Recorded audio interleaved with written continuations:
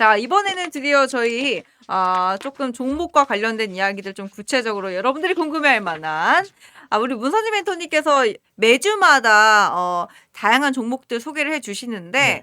오늘은 좀 반도체를 가져와 주셔가지고도 좀 반도체 하나, 네. 그냥 바이오.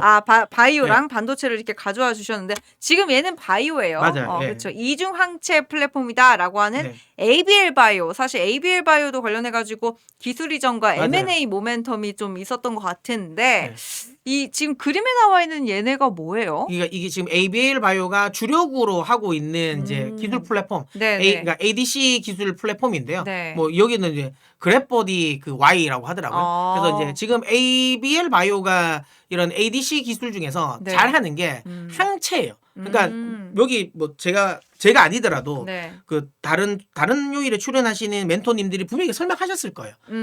ADC 관련 기술을 설명하셨을 건데 네네. 혹시라도 못 보신 분을 위해서 제가 또 간단하게 설명드리면 네. 이 ADC라는 게 뭐냐면 그러니까 말 그대로 그러니까 항체 약품 그러니까 집합체거든요. 네. 이게 약자로 그러니까 안티보디 드럭 그다음에 컨트롤 게이트 요의 약자의 네. ADC인데 네. 말 그대로 원래 같으면 우리가 이제 이 항암제라고 하면 네. 처음에 지금 현재 나와 있는 건 뭐냐면 이거잖아요. 그러니까 일단 암만 죽이는 게 아니에요. 그러니까 그 주변의 것까지도 일단 다 죽이죠. 네. 그러니까 그래서 일단 다 죽여놓고 그리고 나서 이제 회복하는 지금 그런 거잖아요. 그러다 보니까 부작용이 너무 심하죠. 예. 근데 이제 이게 뭐 면역 항암제라서 그 항암제 그러니까 암만 딱 공격하는 그런 항체만 만들어서 네. 그러니까 막 이렇게 공격을 했는데 이게 생각보다 효과가 없는 거예요. 그러니까 그 암을 찾아는 갔는데 찾아가는 과정에서 약효가 다 떨어진 거예요. 아니면 제대로 찾아가지를 못한다거나 네. 아니면 찾아갔는데 침투를 못한다거나 뭐 그런 식의 좀 부작용이 많아서 생각보다 면역 항암제가 그러니까 잘 안 흔히 말하는 효과가 좀 덜했어요. 그런데 요거를 이제 이 보완하기 위해서 네. ADC라는 기술이 생겼는데 이게 네. 뭐냐면 처음에 그러니까 역할을 다 다르게 하는 거예요. 그러니까 찾아가는 놈 한 놈. 그게 항체예요. 찾아가는 놈에 그죠. 그다음에 이제 링커라고 해서 이렇게 줄을 딱 달아요. 연결해. 연결하고 그다음에 톡신이라고 해서 그 항체 그러니까 아니 그 약품, 의약품을 딱 실을 수 있게 만들어 주는 거예요. 그래서 얘는 걔를 암을 찾아만 가는 역할을 하는 거예요. 그리고 딱 찾아 놓으면 얘가 거기서 이제 약을 딱 깨는 거예요. 얘가 찾아가면은 얘가 약을 깰 수 있도록 이 연결해주는 저걸로 이제 통해서 그렇죠. 들어가는. 왜냐하면 이게 약을 그냥 가져가면 네. 중간에 떨어뜨릴 수도 있잖아요. 그리고 중요한 건 그 약까지 갔어. 그러니까 암까지 갔는데 그 약이 안 깨지면 그러면 아무 의미가 없잖아요. 그죠. 그렇게 해서 요 링커라고 해서 요런 기술도 있습니다. 요 세 가지 기술이 합쳐져야지 완벽한 이제 ADC 항암 물질이 만들어지는데 그 중에 ABL 바이오는 저 항체 그러니까 암을 찾아가는 그걸 만드는데 기술력이 뛰어난 회사예요. 와.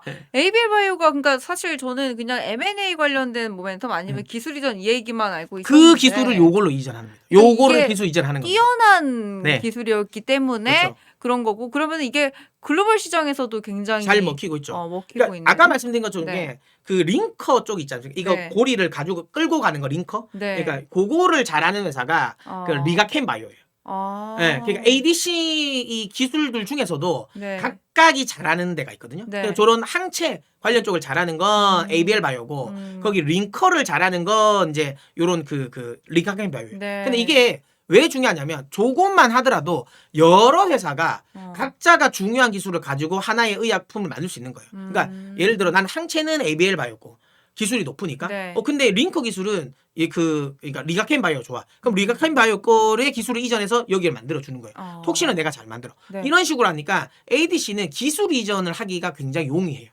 그러니까 이게 참 잘 만든 것 같아요. 그래서 이게 어쨌든 지금은 이제 이 항암제 치료가 이 ADC 쪽으로 많이 넘어가고 있다라는 거. 그리고 그러다 보니까 기술 이전이 활발하게 진행되고 있어요. 그래서 이번에는 이제 일라이 릴리뿐만 아니라 나머지 이제 다른 이제 빅파마와의 또 기술 이전도 지금 하려고 하고 있고 예전에 우리나라가 기술 이전을 하는 것들은 대부분은 예를 들면 한 1,000억, 2,000억, 3,000억 단위였어요. 그러니까 기술 이전을 할 때 그러니까 아주 초기에 기술 이전을 하는 건데 지금 이제 뭐 리가켄 바이오도 그렇고 알테 오젠도 그렇고 그다음 지금 이거 엘베 바이오도 그렇고 최근 들어서 나오는 우리나라 바이오 기업들의 기술 이전은 그것보다도 훨씬 더 임상을 더 많이 진행해서 더 비싼 가격의 기술 이전을 해요. 그러다 보니까 이제 조 단위의 기술 이전이 나오고 있거든요. 그러다 보니까 지금 현재 구간에서 이런 뭐 ABL 바이오 같은 것들은 많이 올라가긴 했어요. 근데도 그쵸? 네. 지금 현재 분위기에서는 바이오가 좀 갈 분위기도 맞거든요. 계절적으로도 바이오는 원래 연말 연초에 잘 가요. 특히 네. 유명한 암학회들이 많이거든요. 거기서 몰려있군요. 거기서 이제 이런 이 그 기술 관련 부분에 있어서의 성과를 발표를 합니다. 음. 학회에서. 그러면 거기서 이제 성과가 잘 나오면 또 네. 급등도 하고, 아. 그다음에 그런 학회에서 또 기술 이전 또 계약도 맺고 하거든요. 네. 그런 식으로 이벤트가 또 많이 나올 수 있는 계절적인 요인이라는 점을 감안한다면 뭐 지금 이제 ABL 바이오 같은 것들은 한번 관심 있게 한번 보셔도 되지 않을까라는 생각이 듭니다. ABL 바이오 좋습니다. 지금 현재 주가 방향 어떤지 차트로 네. 한번 볼 수 네, 있을까요? 차트 한번 보여드릴게요. 네. ABL 바이오가 많이 올랐는데 이제 또 앞으로의 가능성도 있다 네, 보니까 여기 보면 기술 이전이 나오고 나서 급등을 했고, 네. 그다음 최근에 조금 숨고르기가 나오고 있어요. 근데 보시면 아시겠지만 생각보다 안 빠진다. 그만큼 수요는 많다라는 거고, 네. 또 하나는 ABL 바이오는 또 긍정적인 건 알테오젠이 코스피로 이전을 하면 네. 코스닥에 공백이 생겨요. 수급 공백. 물론 순서상으로 보면 에코프로랑 에코프로 BM이 더 많이 가져가긴 해야 되는데 네. 알테오젠이 바이오 회사잖아요. 바이오가 빠진 자리를 바이오가 메꿀 가능성도 많다. 그래요? 성향상. 네, 그러니까 섹터 펀드들은. 네. 그러면 나는 코스닥 바이오 펀드 섹터예요. 그 ETF예요. 네. 근데 만약에 알테오젠이 빠지면 그냥 단순히 시총 순위에 따라서 에코프로랑 에코프로 BM을 못 사요. 왜? 네. 얘들은 코스닥 바이오 ETF니까. 그러면 코스닥 바이오 ETF 내에서만 사야 돼. 네. 그러면 알테오젠의 비중을 상당 부분 이 리가켄 바이오라든지 그다음에 네. ABL 바이오에 투자를 할 수밖에 없다는 거죠. 네, 그래서 그는 기계적인 수급도 들어올 여지가 있다는 거죠. 지금 무기수지가급풀님이 컵앤핸들이네요. 이거 컵앤들 아. 맞나요? 어떻게? 아니 보통 이제 네. 이런 것들을 그러니까 보시면 네. 이 그 기술적 분석을 할 때 네. 요런 컵처럼 됐다고 요렇게 해서 네. 그래서 한번 눌렀다가 요렇게 올라가는 아. 요 위치다. 네. 요렇게 하시는데 근데 저는 개인적으로 어떻게 보세요? 차트를 별로 좋아하시는데 우리 멘토님은 그 차트 분석보다 차트를 잘 안 보긴 해요. 예, 저는 아. 저는 항상 이제 네. 산업의 내러티브랑 네. 그다음에 이제 그 이슈, 모멘텀, 그다음에 이제 그냥 기본적 분석을 좀 많이 보는 편이라서. 네. 예, 근데 뭐 중요한 건 저는 이걸 만약에 굳이 따지자면 저는 이것도 뭐 상승 플랫폼이라고 말도 하거든요. 네. 이렇게 한번 아까 말한 컵 끝자락이죠. 그러니까 요렇게 해서 들었다가 한번 씌워주는 거죠. 네. 오, 그렇네요.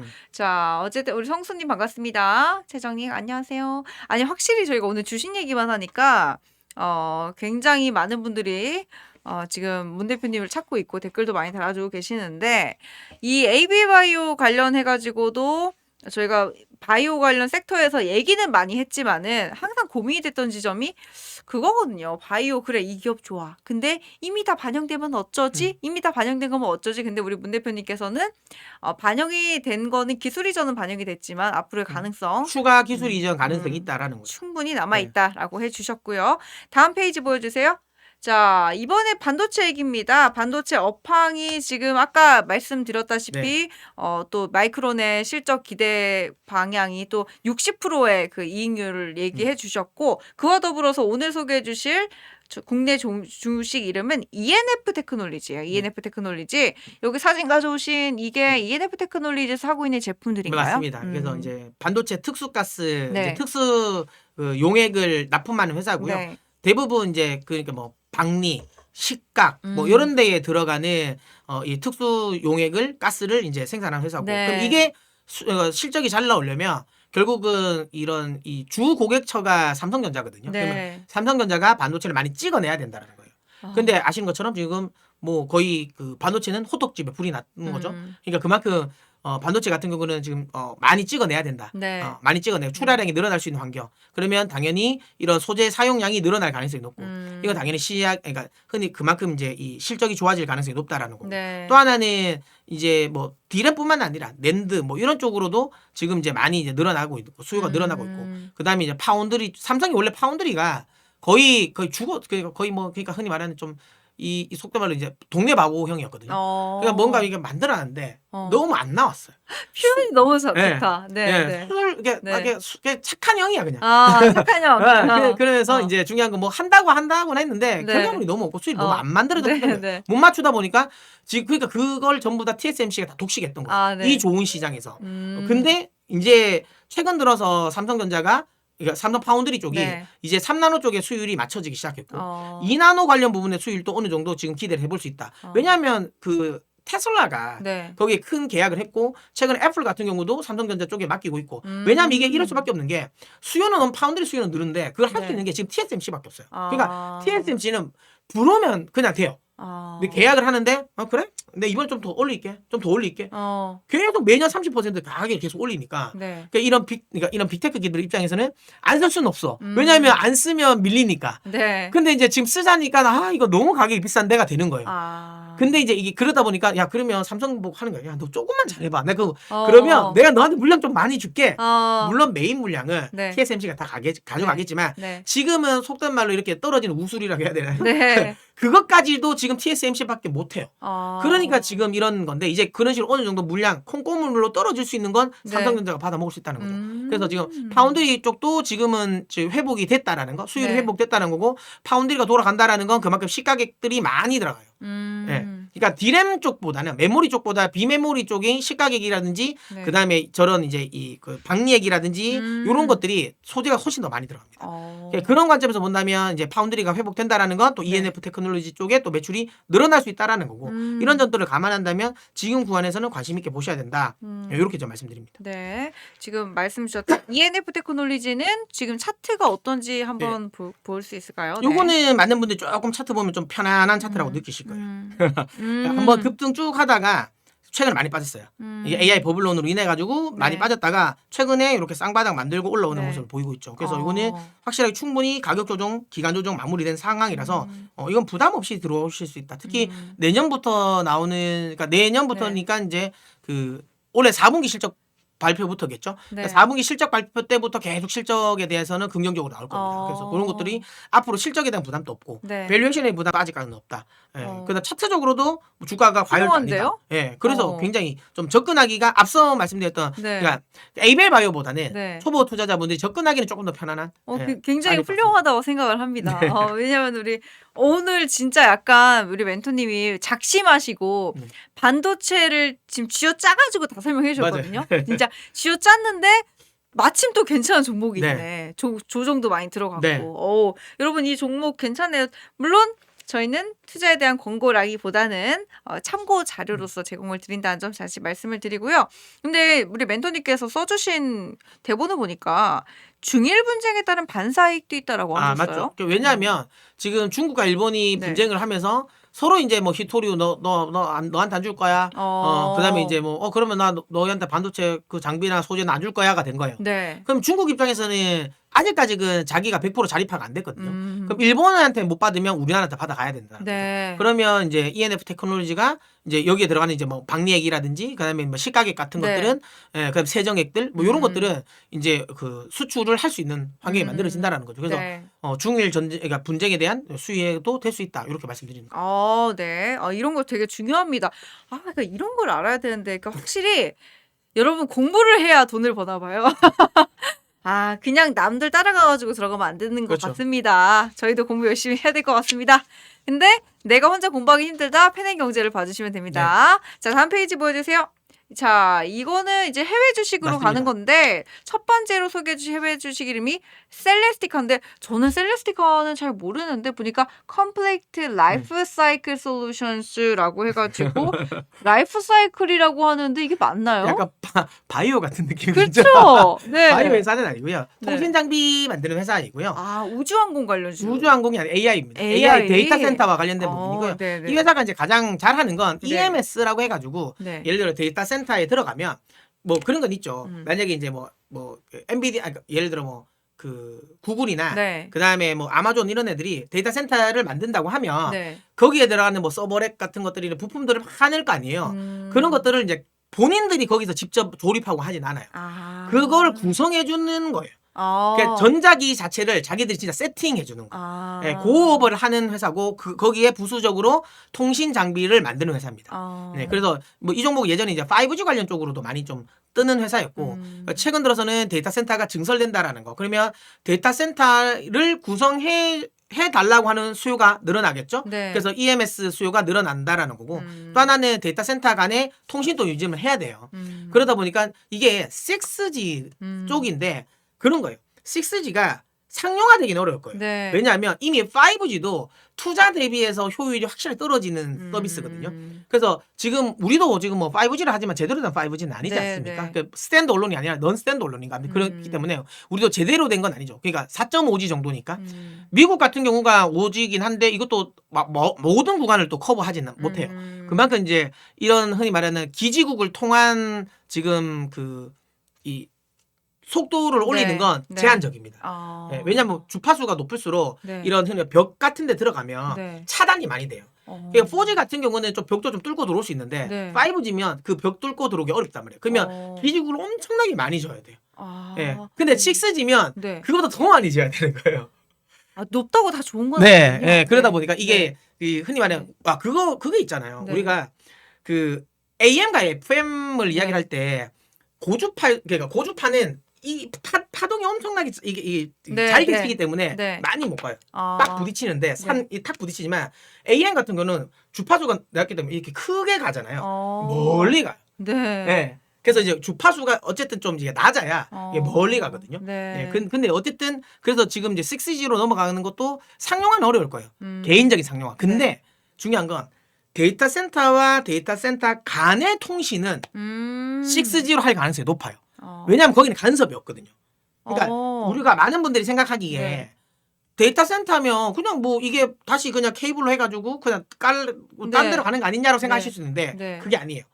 작은 데이터 센터는 그래요. 근데 그 큰 이제 데이터 센터 뭐 예를 들어 막 1기가급 되는 이런 메가 클러스터 같은 경우는 데이터 센터 같은 것들이 거의 한 2개씩 있어요. 아니면 뭐 4개씩, 4동씩 있단 말이에요. 그러면 이 데이터 센터와 데이터 센터 간은 또 통신을 해야 되거든요.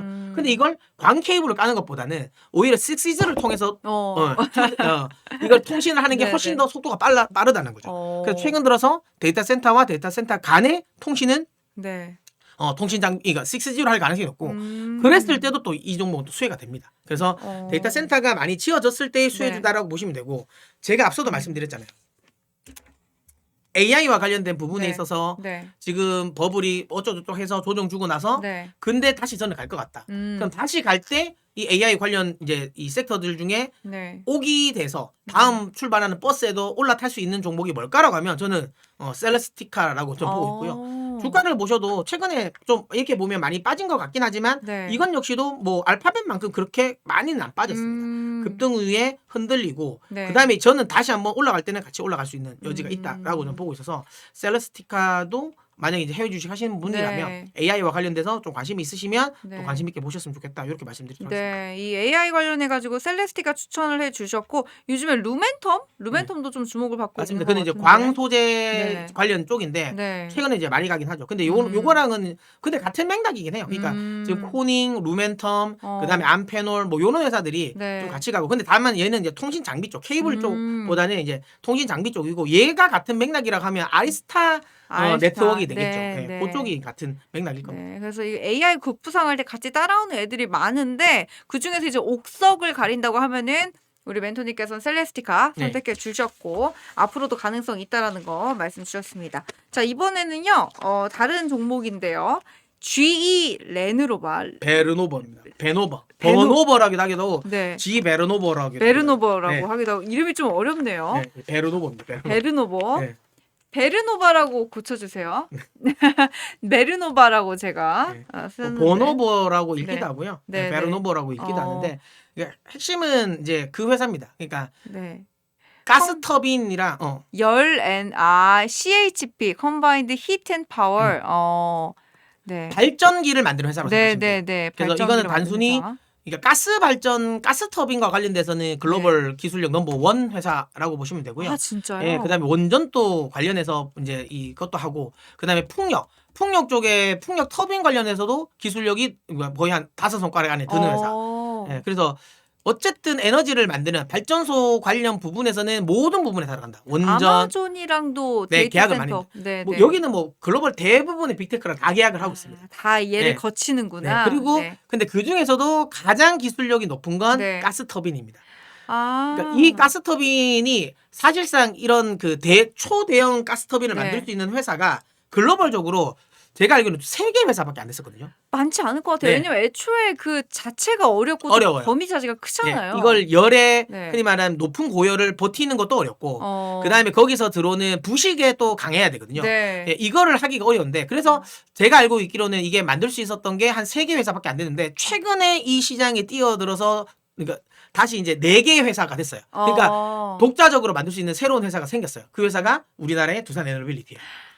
네. 그러니까 원래는 독자적으로 가스터빈을 만들 수 있는 회사가 글로벌적으로 한 3개 정도 회사밖에 안 됐는데 이제 그 시장을 뚫은 게 이제 두산 에너빌리티인데 그럼에도 불구하고 어쨌든 기술력과 관련된 부분은 GE 베르노버가 굉장히 이제 높다라는 거고 그 가스터빈이라는 건 복합화력 발전에 들어가는 거고요. 복합화력 발전이라는 건 뭐 원전은 당연히 좋긴 한데 이게 건설하려면 오래 걸리잖아요. 그쵸. 지금 당장 그러니까 이 전기가 필요한데. 그렇죠. 5년에서 10년 그렇죠. 걸린다고 하죠. SMR도 아직까지 상용화가 안 됐고 풍력이나 태양광을 하기에는 이게 감당이 안 되고 그렇다고 해서 석탄을 떼기에는 또 너무 후퇴하는 것 같고 그러다 보니까 지금은 이제 복합화력 발전이라 해서 이제 가스를 통해서 천연가스를 통해서 이제 발전을 하는 게 지금 현재는 각광을 받고 있는데 이거가 많아지면 질수록 거기에 핵심은 가스터빈이고 그러다 보니까 이 수요가 계속 폭발적으로 늘어납니다. 제가 궁금한 거는 어쨌든 우리가 지금 탈원전에서 탈원전으로 세계가 지금 돌아서고 있으면서 우리나라도 원전 관련주들이 오르고 있고 또 한수원이 체코와도 계약을 체결했고 불가리아 등등 많은 지금 컨택을 하고 있잖아요.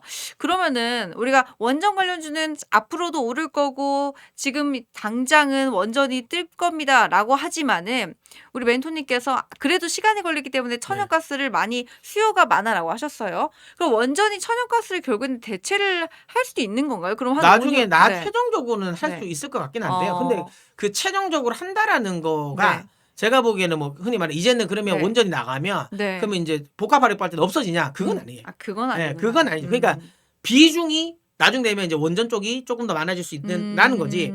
뭐 제 생각에는 향후 그래도 한 15년 안내로는 이게 뭐 없어지고 그러지는 않을 겁니다. 그래서 그런 것만 생각한다면 지금까지는 계속 괜찮게 보는 되고 동행할 것이다. 또 하나는 이 회사가 그것만 하는 게 아니에요. 가스 터빈만 하는 게 아니라 원전도 해요. 그래서 원전으로 가도 돼요. 원전도 한다. 풍력이 돼도 풍력으로 가도 돼요. 원전주다 이거는. 이거 다 합니다. 그러니까 에너지를 만들 수 있는 거에 다 핵심 부품은 얘가 다 하고 있어요. 그러니까 풍력이 가도 수혜고요. 원전이 가도 수혜고요. 복합화력 발전이 가도 수혜고요. 하물며 최근 들어서는 SOFC 시장. 그러니까 수소연료 전지 시장도 뛰어들었거든요. 그래서 수소연료 시장이 가도 가요. 지금 제가 띄운 기사 한 번만 보여주세요, PD님. 자, 베르노바가 이게 작년 나온 기사인데요. 소형 모듈형 원자로 SMR을 앞세워서 차세대 에너지 시장의 선두 주자로 발돋움하려고 하고 있다. 그러니까 이것도 하고 저것도 하고 원자력, 천연가스, 풍력가스, 심지어 탄소 포집 기술까지 하는 다각화된 포트폴리오. 에너지 그러니까 쉽게 말하면 이렇게 생각하시면 돼요. 수학을 잘하면 파생적으로 물리도 잘할 가능성이 높잖아요. 그죠. 그렇게 생각하시면 될 것 같아요. 어차피 에너지 그러니까 발전소를 만드는 주요 기기를 만드는 회사예요. 그러다 보니까 이게 기본적으로 우리가 그렇잖아요. 그러니까 그 태양광은 좀 다르긴 하거든요. 근데 그 결국은 발전은 운동 에너지를 전기 에너지로 바꾸는 거잖아요. 결국은 뭔가를 해서 터빈을 돌리는 거잖아요. 이걸 회전으로 돌리는 건데 그러면 원전도 돌리는 거예요. 그다음에 복합화력 발전도 물을 끓여서 돌리는 거예요. 얘는 그러면 몸집이 좀 크겠네요. 엄청 크죠. 그렇죠. 어마어마하게 크죠. 주식이 몸집도 굉장히 커져. 대형주입니다. 대형주. 한번 볼까요? 어떤지 궁금하네요. 차트를 보면 보시면 아시겠지만 얘도 급등하고 나서 최근에 빠졌지만 크게 안 빠졌어요. 근데 이렇게 보면 많이 안 올라간 것 같잖아요. 그래서 차트를 길게 한번 뽑아드릴게요. 이게 이까지 여기서 끝까지 이게 왜냐면 이게 원래 GE에서 이거 물적 분할을 했거든요.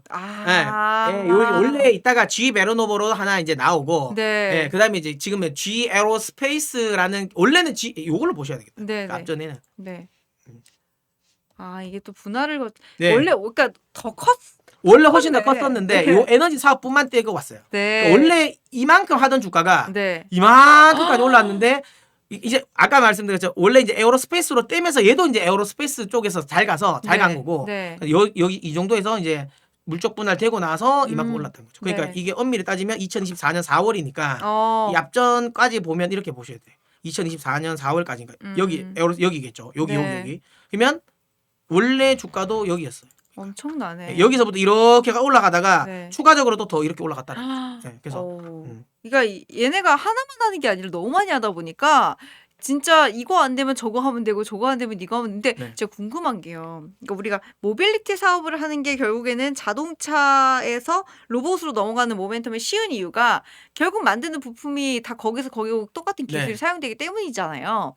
근데 제가 궁금한 게 원자력, 천연가스, 풍력 다 다른 건데. 아까도 말씀드렸잖아요. 네. 근데 왜 다르지 않는 게 네. 결국은 운동 에너지를 그 전기 에너지를 바꾸고 결국은 회전이거든요. 그러니까 가스 터빈 또 흔히 말하는 그러니까 물을 끓여서 네. 터빈을 돌리는 거잖아요. 네. 원전 또 물을 끓여서 터빈을 돌리는 거고 그거네요. 풍력은 다르죠. 바람으로 터빈을 돌리는 거잖아요. 연력학 법칙의 네. 그 위치 에너지와 운동 에너지 그 연력학 보존 법칙처럼. 그러니까 얘는 태양광 빼고 다 잘해요.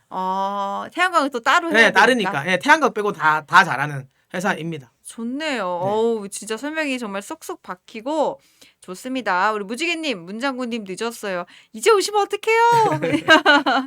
좋습니다. 자, 지메르노바까지 살펴봤는데 우리 시청자 여러분 질문 있으시면 조금 올려주시면 좋을 것 같아요. 저희가 준비한 내용은 여기서 끝났거든요. 원래 매주마다 저의 결혼을 위해서 포트폴리오를 짜주시는데 이번 주에 한 번 이미 짜주셔가지고 이거 하나 이야기 드릴까요? 이게 제가 다른 방송에서 말씀드렸는데 제가 개인적으로 근데 이게 오늘 너무 많이 올라 버렸어요. 좀 그래요? 아쉽습니다. 제가 다른 방송에서는 이걸 제가 좀 이렇게 좀 장기 투자를 할 때 한번 가져가 보셨으면 좋겠다라고 말씀드리는 종목인데 제가 이제 이거 해서 뭐 제가 말씀드렸다고 월요일에 바로 사라는 소리 아닙니다. 맞습니다. 아시죠? 이거 소개해드리고 이런 회사가 있으니까 여러분도 공부해 보시고 참고 자료. 본인이 생각하기도 괜찮으면 그때 하시라는 거. 투자 판단에 그냥 제가 흔히 말하는 보조적인 역할을 많이 드린다는 거. 정확하게 말씀드리면 이거예요. 문서진 멘토님이 열심히 공부한 걸 여러분들한테 공유 드리는 거예요. 맞아요. 네. 제가 이제 그 뭐죠? 그거 뭡니까?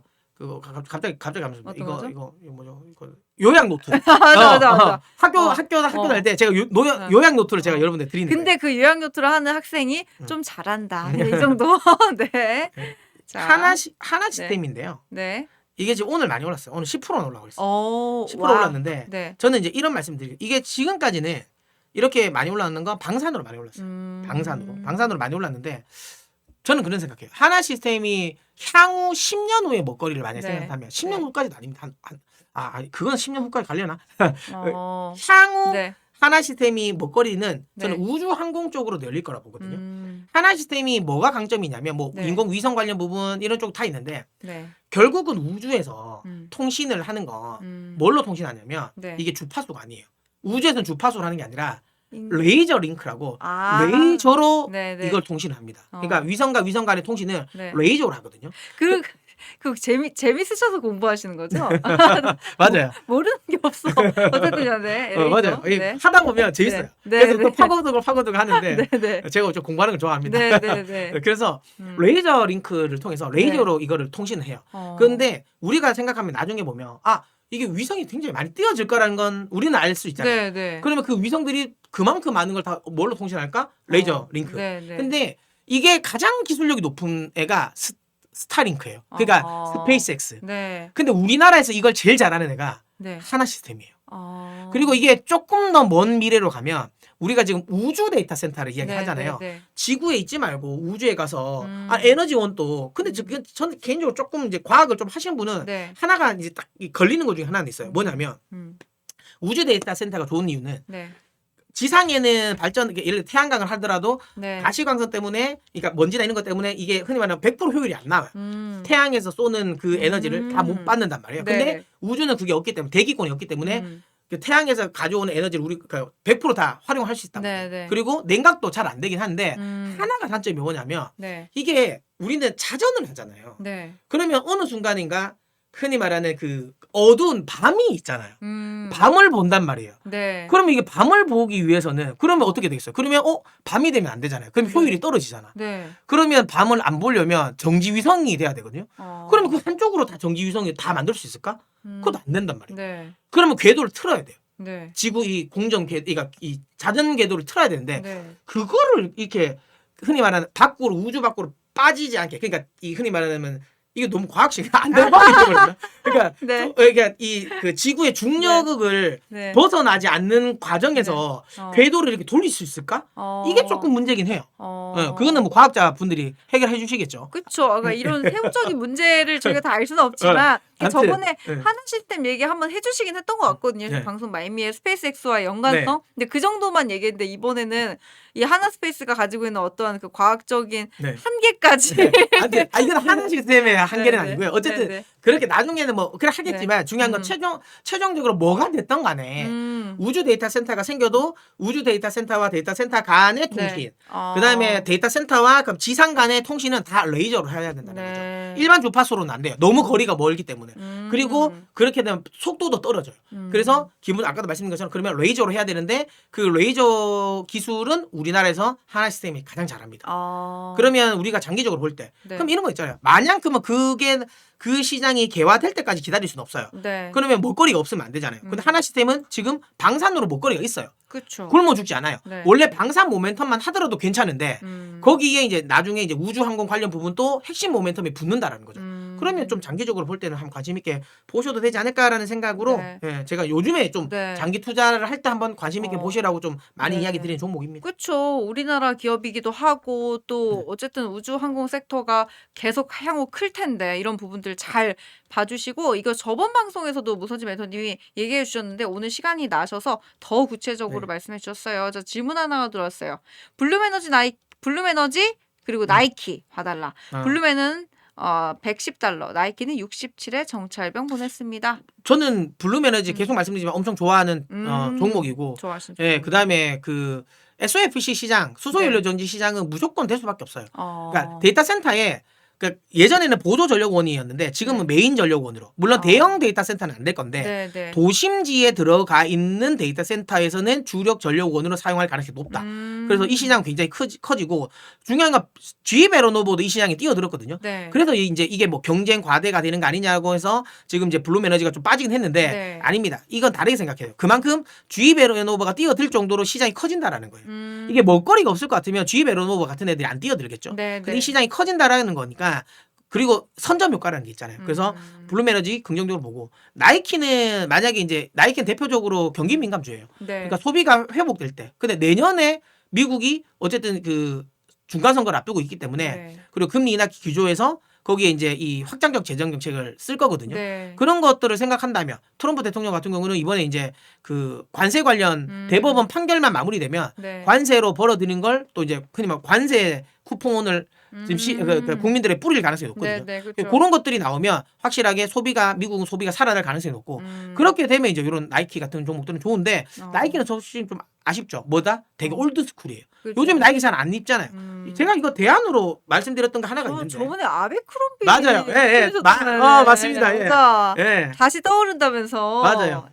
나이키 말고 아베크롬비를 좀 지금 현재로서는 10대들이 입는다고. 네, 맞아요. 그죠? 이제 나이키는 제가 이게 좀 티커가 ANL 운동화는 나이키죠. 자, 이거 자체가 지금 문제입니다. 자, 운동화는 나이키죠. 저도 나이키거든요. 근데 저희 같은 사람들이 신으면 10대들이 안 신는 거예요. 맞아요. 그거 아세요?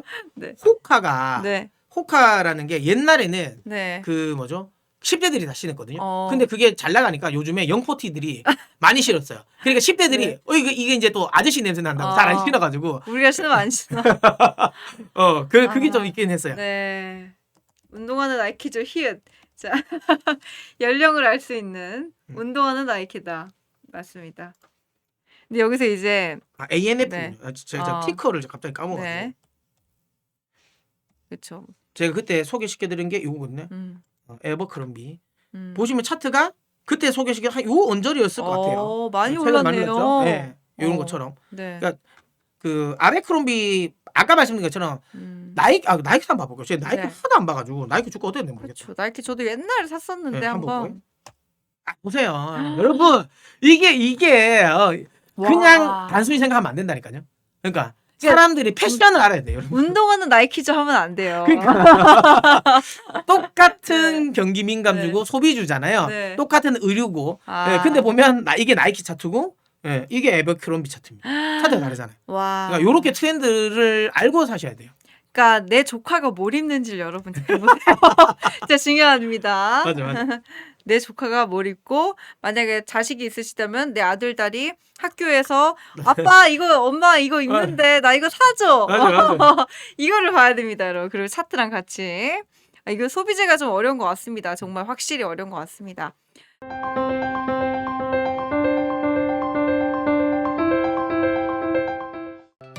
다른 영상도 즐기시려면 구독 버튼을 꼭 눌러주세요.